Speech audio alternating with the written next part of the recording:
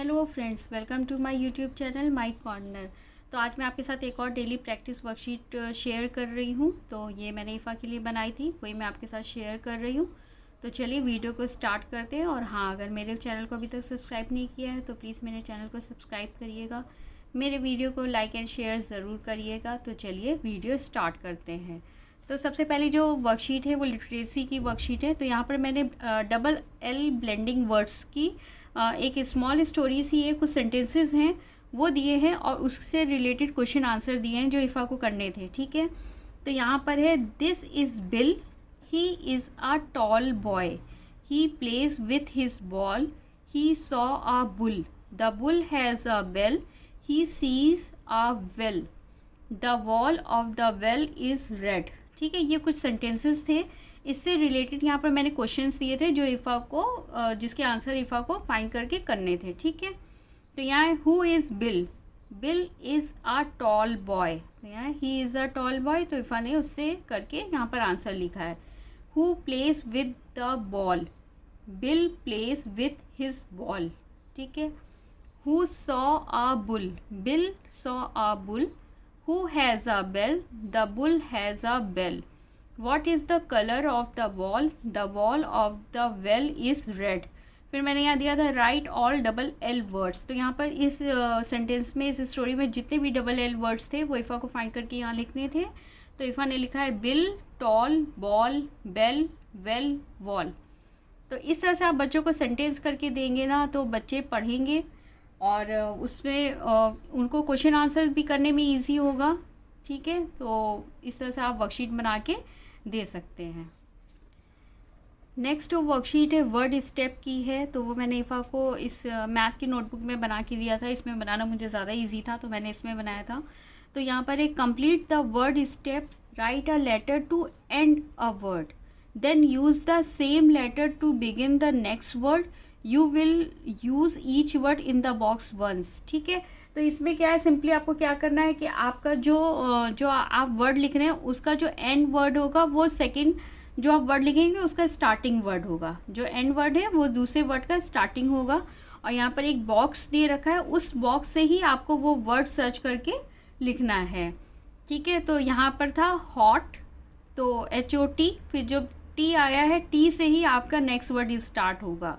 तो यहाँ पर है TOP टॉप, तो इसमें से टॉप था तो ईफ़ा ने यहाँ से सेलेक्ट करके यहाँ लिखा। फिर इसका एंडिंग था P, तो जो नेक्स्ट वर्ड है वो P से स्टार्ट होगा, तो यहाँ पर है PAD पैड।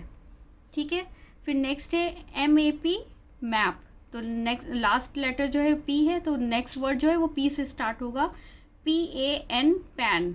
ठीक है, फिर यहाँ पर N लास्ट वर्ड था तो NOT नॉट। तो ये तो इजी वे में है, जब आप बच्चों से अपने अगर आप ये वर्कशीट स्टार्ट करेंगे तो इसी तरह का आप जो है ये बॉक्सेस बना के इस वे में दीजिएगा तो बच्चों को इजी होगा फर्स्ट टाइम करने में। अब यहाँ पर मैंने इस साइड से दिया है कि बच्चे को जो लास्ट वर्ड है वो यहाँ स्टार्टिंग में हो। इसमें तो बहुत ईजी है कि आपने टी दिया तो टी नीचे आ गया, फिर पी है तो पी नीचे आ गया, पर यहाँ पर दूसरे वे में करके बॉक्स दिया है। ठीक है, तो आप जब फर्स्ट इस तरह से बच्चों से करा लीजिएगा तब आप इस तरह से भी बना के दे सकते हैं। तो यहाँ फर्स्ट लेटर है डे, जॉब, JOB जॉब, तो B है, B सेकेंड वर्ड का स्टार्टिंग लेटर होगा, तो यहाँ है BAT बैट, TAP टैप। फिर है RAN रैन, NAP नैप, POP पॉप। ये बहुत अच्छी वर्कशीट है, आप अपने बच्चों के साथ ज़रूर इस वर्कशीट को कराइएगा। इंटरेस्टिंग वे में है, 3 लेटर वर्ड्स भी बच्चे कर लेते हैं, देन उनकी थिंकिंग पावर भी होती है कि लास्ट वर्ड है उससे स्टार्ट होगा, तो बच्चे जब यहाँ बॉक्स से करके करेंगे तो उनको भी अच्छा लगेगा करने में। आप ये वर्कशीट ज़रूर अपने बच्चों को जो है कराइएगा। नेक्स्ट जो वर्कशीट है वो है number bonds by 10, fill in the number bonds. तो यहाँ पर क्या था, 10 दे रखा था और सर्किल में नंबर्स दे रखा था। आपको सेकंड नंबर खुद थिंक करना था, देन आपको सेकंड नंबर करना था कि कितना आप इसमें ऐड करेंगे तो आपका जो है 10 बन जाएगा। ठीक है, आप कितने नंबर 4 में कितने नंबर ऐड करेंगे कि आपका आंसर 10 होगा। तो एडिशन की है लेकिन नंबर बॉन्ड की है। तो यहाँ पर है, मैंने यहाँ पर 10 दे रखा है क्योंकि आपको पूरे उसमें यहाँ पर जो है 10 मेक करना था, इस लाइन में आपको नंबर बॉन्ड 10 करना था। ठीक है, तो 2 दे रखा था, तो इफ़ा को फाइंड करना था कि 2 में कितने नंबर वो ऐड करेगी कि वो 10 हो जाए। तो यहाँ पर 8 है, 8 + 2 = 10। फिर इस तरीके से 3 था और 10 था, तो इफ़ा को यहाँ पर नंबर करना था कि कौन सा नंबर आप कितना नंबर ऐड करेंगे कि आपका नंबर बॉन्ड 10 हो जाए। तो यहाँ 7 है, 7 + 3 = 10। तो इस तरह से ये 10 की वर्कशीट थी। फिर यहाँ पर मैंने 30, 40 नंबर 10 स्किप करके दिया था, तो यहाँ पर था 30। तो 26 दे रखा था, उसमें कितना आपको करना है 4। तो आप इसको 2 तरीके से करा सकते हैं, या तो आप चाहे तो लाइनिंग करके करवा सकते हैं, ठीक है। लेकिन जैसे बिग नंबर है 26 और बच्चे 26 लाइनिंग करेंगे, तो बेटर वे है कि अगर आप फिंगर पे करवाना है तो आप बच्चों से कहिए आफ्टर 26 काउंट करें 30 तक, ठीक है। तो बच्चे काउंट करेंगे 27, 28, 29, 30। तो कितने नंबर आए 4। तो बच्चों को यहाँ पर 4 करना है, ठीक है। इसी तरह ये 54 है, यहाँ पर 60 मेक करना था। 54 के बाद वो 60 तक आप उनसे काउंट करवाइए। 55, 56, 57, 58, 59, 60। तो 6 नंबर हुए, यहाँ पर वो 6 लिखेंगे। तो आप इस तरह से बच्चों से करवा सकते हैं। ये बहुत अच्छी वर्कशीट है। अगर आपके बच्चों का आप स्टार्टिंग में कर रहे हैं तो आप 5 से दे सकते हैं, या 10 की जगह आप नंबर बॉन्ड 5 कर दीजिए, तो 5 के अकॉर्डिंग बना दीजिए। जब समझ में आए फिर 10 कर दीजिए। ऐसे करके उनका लेवल आप इंक्रीज़ करके ये वर्कशीट दे सकते हैं। नेक्स्ट है टेबल। तो यहाँ पर मैंने इफ़ा को 2 और 3 का टेबल लिखने के लिए दिया था। तो इफ़ा ने लिखा है 2 1 = 2, 2 2 = 4। तो यहाँ पर 2 और 3 का टेबल लिखा है, तो उसको ये याद है, इसलिए मैंने उसको यहाँ पर ऐड करा है। वैसे KG2 में इफ़ा को 4 तक के टेबल याद हैं और आगे भी वो याद कर रही है। तो यहाँ पर मैंने टेबल की वर्कशीट दी है।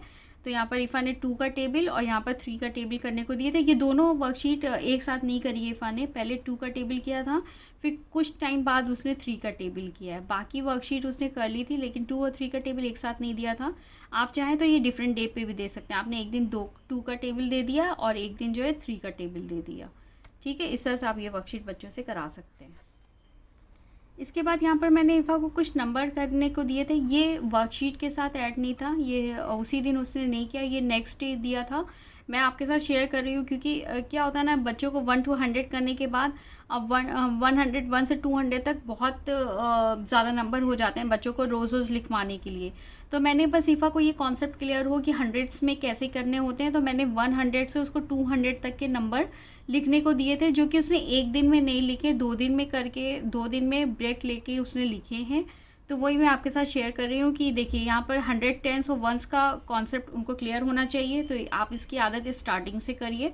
फिर यहाँ पर इफ़ा ने लिखा है 101, 102। इसका मेन जो वो है कि उसको पता होना चाहिए कि हंड्रेड्स में कैसे लिखा जाता है। तो इस तरीके से उसने ये किया था। देखिए 100 से 130 तक उसने 1 टाइम पे किया है।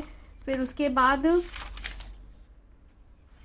फिर ये देखिए 131 से 160 तक उसने नेक्स्ट टाइम किया था। फिर 161 से 200 तक उसने नेक्स्ट टाइम पे किया है। तो आप बच्चों को ये वर्कशीट भी ये इस तरह से भी कर सकते हैं, लेकिन ये वर्कशीट के साथ ऐड नहीं था।